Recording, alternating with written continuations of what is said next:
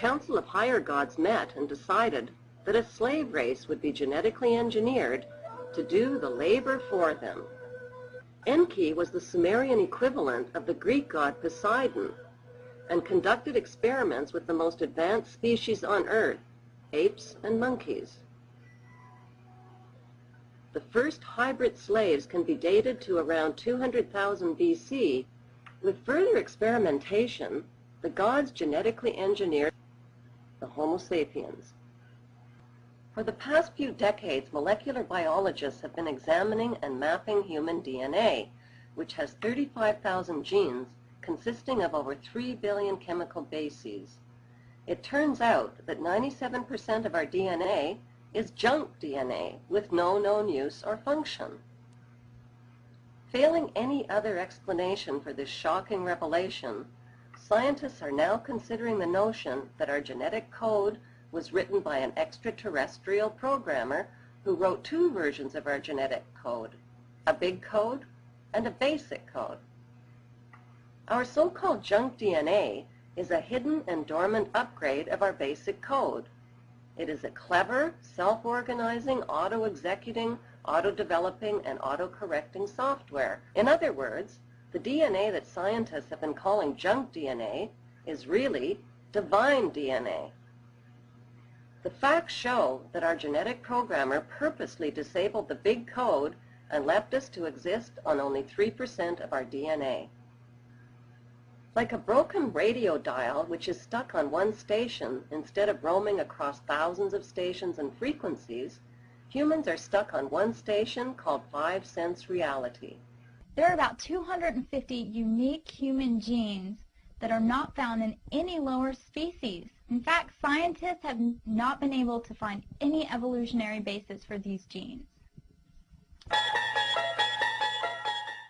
There are about 250 unique human genes that are not found in any lower species. In fact, scientists have not been able to find any evolutionary basis for these genes.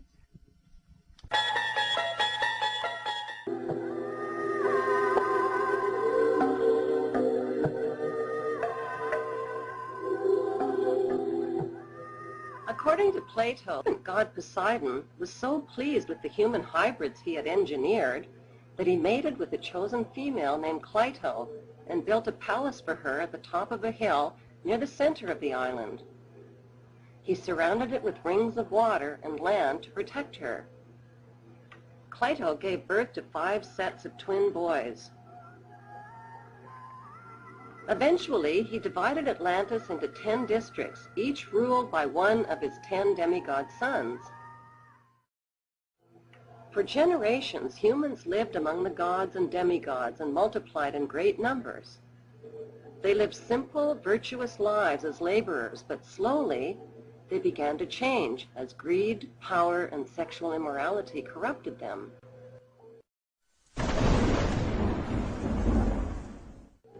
To determine a suitable punishment, Zeus gathered the together. In the Sumerian accounts, the gods decreed that a flood would sweep over the cult centers and destroy the corrupt seed of humans and demigods. Poseidon was sworn to secrecy about the plan. When the gods opened the floodgate, Atlantis was a doomed paradise. 72,000 references to the flood are found in ancient writings from all over the world. Tablet 3 of the Atrahasis epic describes what happened next. In violation of his oath of secrecy, Poseidon warned Noah of the coming flood that would destroy humanity. He instructed him to dismantle his house, build a roof on it, and seal the upper and lower deck shut with bitumen. Why did Poseidon break his oath of secrecy and warn Noah?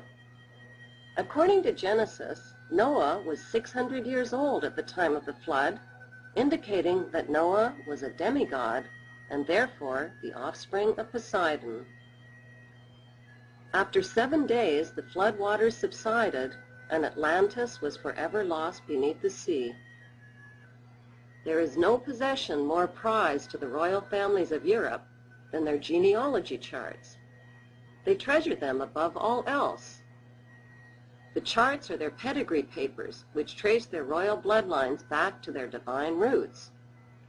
Over the millennia, the royal families have preserved the purity and divine powers of their bloodline by interbreeding exclusively within royal power circles.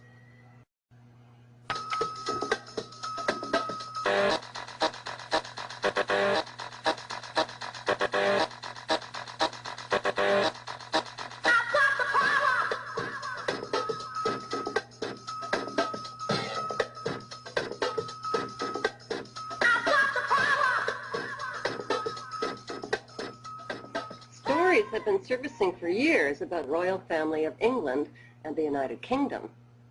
One rumor that won't go away is that Queen Elizabeth II is an alien. She is thought to have type Rh negative blood, which is believed to be the bloodline of the alien Anunnaki race. The March 18, 1985 issue of Time magazine confirmed that Prince Charles' blood type is, in fact, Rh negative. Have you ever wondered why hemophilia is called a royal disease? The disease is caused by mixing the iron-based hemoglobin of humans with the copper-based blood of royals. Since the two don't mix, laws were introduced to ban marriages between royals and commoners. Everyone knows that copper turns bluish-green when it oxidizes, which is why the copper-based blood of royalty is rumored to be blue in color. One doesn't have to look far to find symbols of the divine worship and ancestry of the royal blue bloods. The British royal family's gold carriage features the giant-sized ancestral serpent god Poseidon riding on the back of it, adorned in gold and carrying a trident. It's no coincidence that the trident carried by the serpent god Poseidon is also carried by Satan. From the Sumerians, Hebrews, Greeks, and other cultures, we learn that the gods created humans in their own image. The Hebrew God of the Bible is called Elohim, which means more than one God. He says, "Let us make man in our image after our likeness." What exactly is the image of the gods?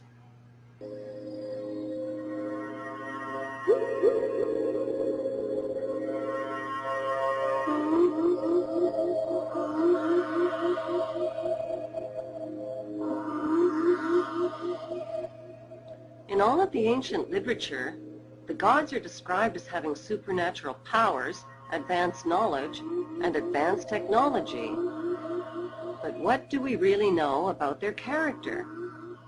They are described with a dual nature, and their dark side is chilling. They are competitive, terrorizing, vengeful, punishing, power-hungry, egotistical, jealous, murderous, selfish, conniving, and bloodthirsty. And they are willing to sacrifice parents, children, siblings, and anything that moves for the throne of power.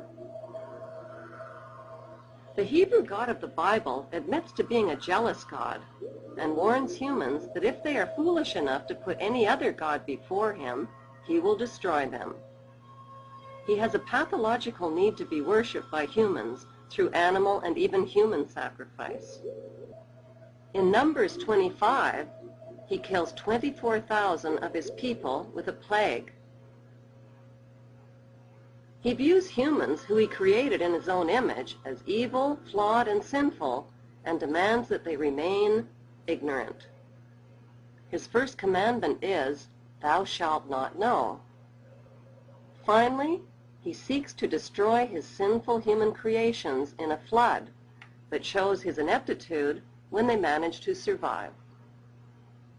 There is no reason whatsoever to doubt the truth of the ancient Sumerian records, which describe human-like gods living and walking side by side with humans.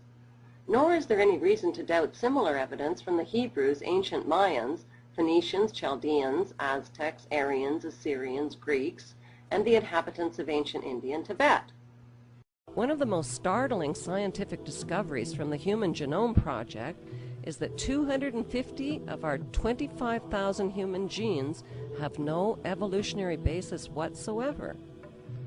What that means is that 250 of our genes are not, I repeat not, shared with any other terrestrial life form. Did you know that 85% of all human beings have a monkey gene? The monkey gene is called the rhesus factor, or Rh factor, because it can be traced to the rhesus monkey.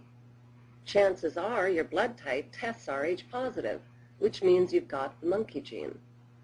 If by chance your blood type tests negative for the monkey gene, you are in a small minority of only 15% of the world's population.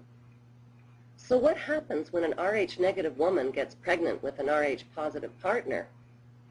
Her body rejects, attacks, and kills the fetus, unless, of course, there's medical intervention. What is the cause of this strange breeding incompatibility within the human species? Are Rh negative people alien in some way? Studies were done to see if there's any difference between Rh negative people and Rh positive people. The results were shocking. Rh negative people commonly have a higher than average IQ, sensitive vision, a lower body temperature, increased sensitivity to heat and sunlight. They can't receive blood transfusions from Rh positive donors. They often have reddish hair and blue, green, or hazel eyes. Some even have an extra vertebrae or an extra rib. Since Rh negative blood hasn't followed the usual evolutionary path, it must have been introduced from some outside source. Two celebrated authors, Erich von Däniken and Zacharias Sitchin, have uncovered convincing evidence that the outside source was ancient astronauts who genetically engineered the human race. According to von Däniken, the proof lies in the breathtaking megaliths that were developed either by extraterrestrial visitors or by humans who had been taught the advanced scientific knowledge needed to build them.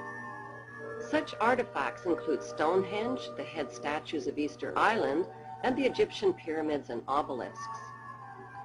Why did so many ancient cultures with no way of communicating with each other worship these so-called gods and illustrate them in their artwork as astronauts with space vehicles?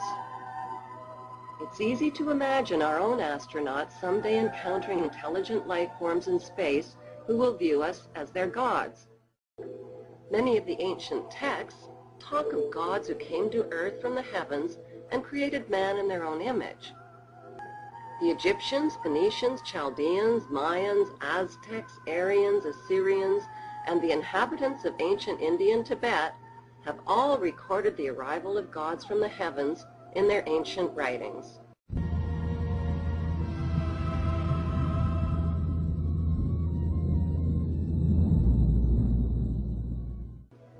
The best place to get answers about who these gods were is from the oldest known records written by the oldest known civilization, the Sumerians, whose culture dates back to 6000 BC. The Sumerians documented the arrival of gods from another world who brought with them advanced knowledge. They called these gods the Anunnaki, which means those who from heaven to earth came. In the 1800s, Sumerian clay tablets were found in present-day Iraq. The tablets clearly identify the name of the god who genetically engineered the human race. His name was Enki, and he's the same god that the Greeks called Poseidon. His symbol was two entwined serpents. The entwined serpents are the double helix of human DNA. This same symbol is used by today's medical profession. Why on earth would the Sumerians and other ancient civilizations make up the same lies about our human origins? The real question that needs answering is why the corporate religions of the world have hidden the truth from us. Zacharias Sitchin is convinced that ancient astronauts lived among the Sumerians.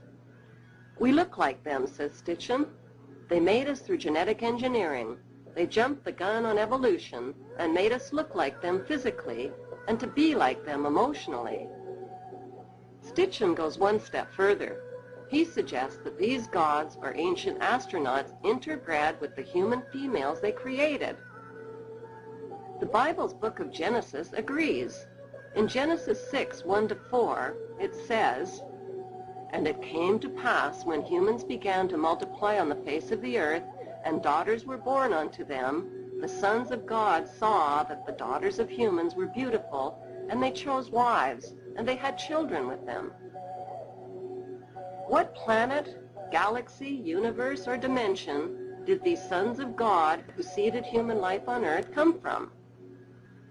They were 12 space-bound astronauts whose crippled ship crash-landed in the Atlantic Ocean off of Gibraltar. The astronauts found themselves cast back into the Stone Age with the daunting task of rebuilding their civilization and reinventing science.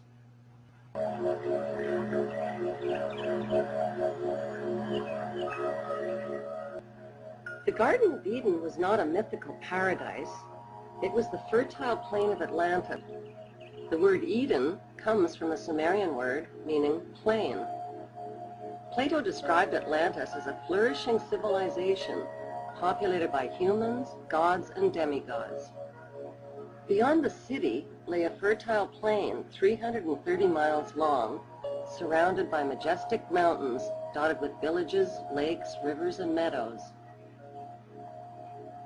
The idea that flesh and blood, walking, talking gods live side by side with ancient humans is hard to swallow for some. Why?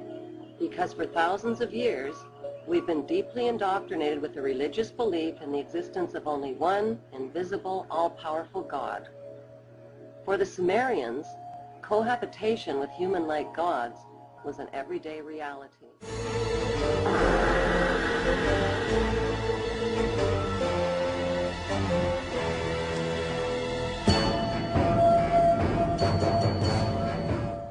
Greek mythology is really the disguised history of the ancient astronauts of Atlantis, who are described by the ancients as heavy, muscular, 8-foot-tall giants.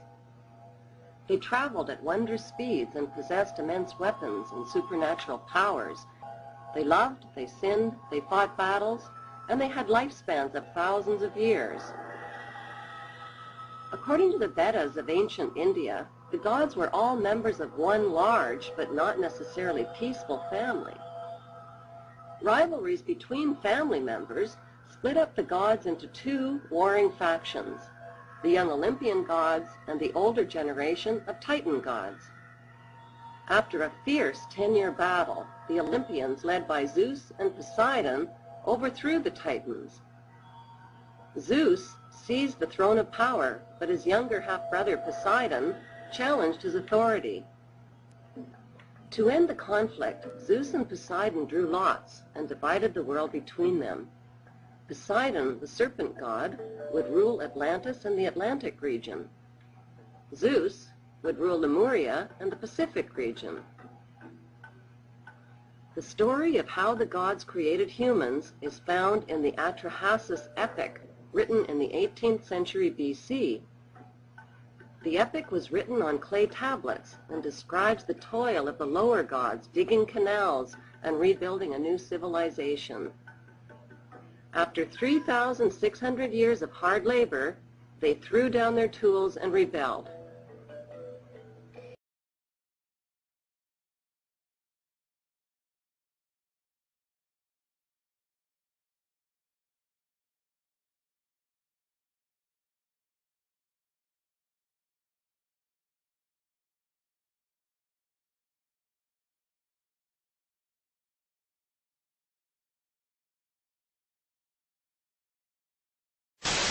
In my book, there's a lot of genealogical research, you know, going back, Dick's family, my family, these heroic and amazing tales of people who went west. But one of the things I discovered is that Dick and Barack Obama are 8th cousins. What? Is that an amazing thing? Yes, if you go back 8 generations, really? They have a common ancestor. These spiritual beings have been ruling this planet through very specific bloodlines, who long ago swore allegiance to these beings in exchange for wealth and power over the human race. In preparing the whole world for the ultimate spiritual deception, these evil entities have planned. These bloodlines are literally able to be traced by genealogists all the way back to ancient Sumer and Babylonia, and these human familiars or pets of the demonic angels have worshipped Satan and his minions under many forms from the time of Sumer right up to our present day. So there were new beings planted in the garden, primarily They had been created to function as sources of food for the collection of gods that had been possessed by evil. Secondarily, they were to be used as physical vessels to be possessed by the gods. Once possessed, they would be used to carry out evil's plan to spread death and destruction on earth. Incest was practiced by ancient Egyptian royalty. Mothers married sons and brothers married sisters to keep the power and the money all in the family. Like their Pharaonic ancestors, the British monarchy have a long history of incestuous inbreeding.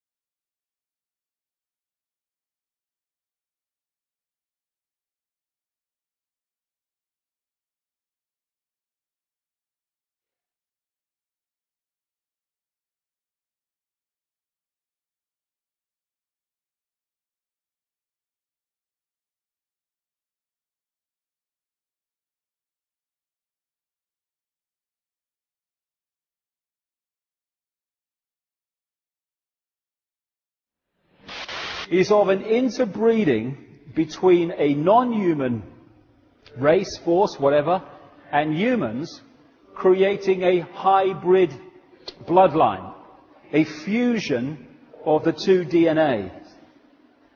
Even in Genesis, we have one version of this, but you find this all over the world, in every culture. As the Bible says in Genesis, there were giants on the earth in those days, or in the earth, as it puts it, and also after that, where the sons of God came in unto the daughters of men, and they bare children to them. The same became mighty men which were of old, men of renown. These hybrid bloodlines, this interbreeding, produced the kings and queens and the elite royal families of the ancient world, where they claim their right, their genetic right to be the king or the queen or the leader because of their connection to the gods. And all over the world you find this. And what do we have today? We have the queen as head of state of this country purely because of her DNA. In Sumer you find the same. Sumer, which became Babylon, which became Iraq, has ancient texts and tablets which describe the same recurring global story of this interbreeding to create this hybrid race. The hybrid race became known as the demigods, part human, part God, because of this interbreeding connection. This hybrid bloodline went off across the world, up into Northern Europe. It became the power behind the Roman Empire and the creation of the Roman Church, which became, of course, global Christianity. Much more about that as we go along. And everywhere it went, it became the royal bloodline, the elite bloodline, the one that became the leaders and the kings and the queens, and also the people in charge behind the scenes. And it interbred with other such bloodlines in Northern Europe to become the royal families and aristocratic families of Europe. And so today, these hybrid bloodlines are known as the Illuminati, the illuminated ones, and they're the ones that control the transnational corporations, governments, the banking system, the whole shebang that dictates and controls the direction of society. Many of the United States presidents have blood relations with each other. The Bush lineage has blood ties to a great number of former presidents. George Washington, Millard Fillmore, Franklin Pierce, Abraham Lincoln, Ulysses Grant, Rutherford Hayes, James Garfield, Grover Cleveland, Teddy Roosevelt, William Taft, Calvin Coolidge, Herbert Hoover, Franklin Roosevelt, Richard Nixon, and Gerald Ford. Michael Tessarion points out in his work that Bush is closely related to every European monarch on and off the throne, and has kinship with every member of Britain's royal family. Bush's family tree can be documented as far back as the early 15th century. He has a direct descent from Henry III and from Henry VIII's sister Mary Tudor. He is also descended from Charles II of England. And we also find that George W. Bush is a direct descendant of Godfrey the Bullion. Godfrey was the first king of Jerusalem after he recaptured it from the Saracens, which was the name for the Islamic faith during the Middle Ages. It is interesting to note that the current occupation of the United States in the Middle East was re-established by the same family, George Bush Sr. in 1991, and again by George Bush Jr. in 2003. George Bush Jr. is then found to be a cousin to both opposing candidates of his 2 terms in office, Al Gore and John Kerry.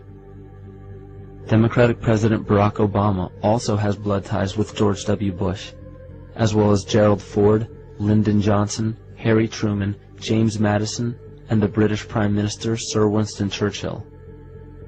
On the opposing side of the 2008 presidential ballot, John McCain is descended from Robert the Bruce, King William I of Scotland, and also Godfrey the Bullion. Let me take you through this, branch by branch. The 101st Airborne Division, Air Assault. Vice President Dick Cheney, the man who's only a heartbeat away from the presidency, is actually a blood relation. He's President Bush's 9th cousin once removed. Cheney's cousin Barack Obama is also Bush's 11th cousin and the 9th cousin of Brad Pitt. But we're only just getting started. President Lincoln was President Bush's 7th cousin 5 times removed, and Bush shared more than just a ballot with John Kerry. That's right, they're 9th cousins twice removed. There's also royalty in the Bush bloodline. Princess Diana was Bush's 11th cousin twice removed. And then there's this bombshell. Happy birthday, Mr. President. Sure, she may have been singing to JFK, but what about GWB? He is, after all, her 9th cousin 3 times removed. He's also related to Playboy founder Hugh Hefner, even Pocahontas, and Vlad the Impaler. Trace the family tree far enough, and you get Madonna, Celine Dion, and Tom Hanks.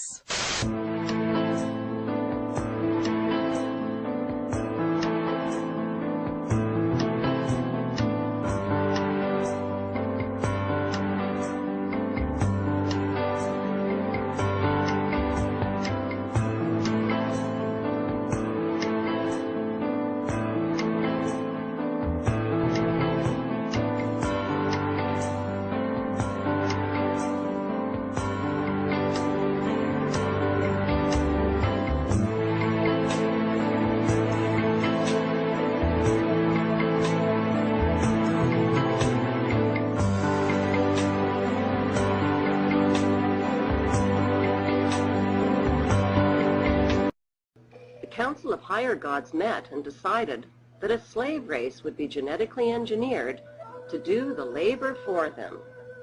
Enki was the Sumerian equivalent of the Greek god Poseidon, and conducted experiments with the most advanced species on Earth, apes and monkeys. The first hybrid slaves can be dated to around 200,000 BC. With further experimentation, the gods genetically engineered the Homo sapiens. For the past few decades, molecular biologists have been examining and mapping human DNA, which has 35,000 genes consisting of over 3 billion chemical bases. It turns out that 97% of our DNA is junk DNA with no known use or function. Failing any other corrupt seed of humans and demigods. Poseidon was sworn to secrecy about the plan. When the gods opened the floodgate, Atlantis was a doomed paradise. 72,000 references to the flood are found in ancient writings from all over the world. Tablet 3 of the Atrahasis epic describes what happened next. In violation of his oath of secrecy, Poseidon warned Noah of the coming flood that would destroy humanity. He instructed him to dismantle his house, build a roof on it, and seal the upper and lower deck shut with bitumen. Why did Poseidon break his oath of secrecy and warn Noah? According to Genesis, Noah was 600 years old at the time of the flood, indicating that no other explanation for this shocking revelation. Scientists are now considering the notion that our genetic code was written by an extraterrestrial programmer who wrote two versions of our genetic code, a big code and a basic code. Our so-called junk DNA is a hidden and dormant upgrade of our basic code.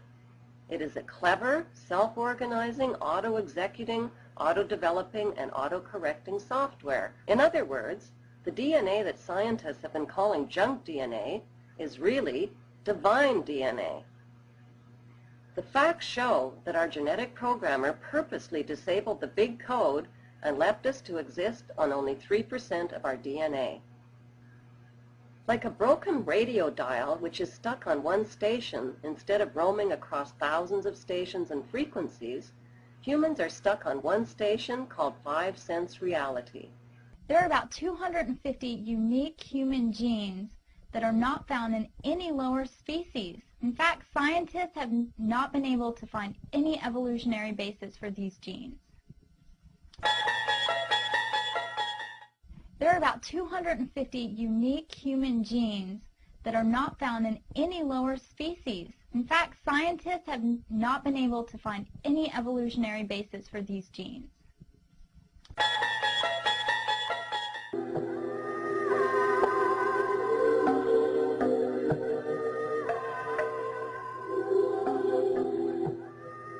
According to Plato, god Poseidon was so pleased with the human hybrids he had engineered that he mated with a chosen female named Cleito and built a palace for her at the top of a hill near the center of the island. He surrounded it with rings of water and land to protect her. Cleito gave birth to 5 sets of twin boys. Eventually, he divided Atlantis into 10 districts, each ruled by one of his 10 demigod sons. For generations, humans lived among the gods and demigods and multiplied in great numbers.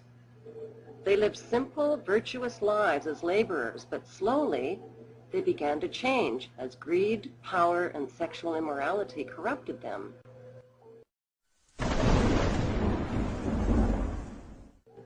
To determine a suitable punishment, Zeus gathered the together.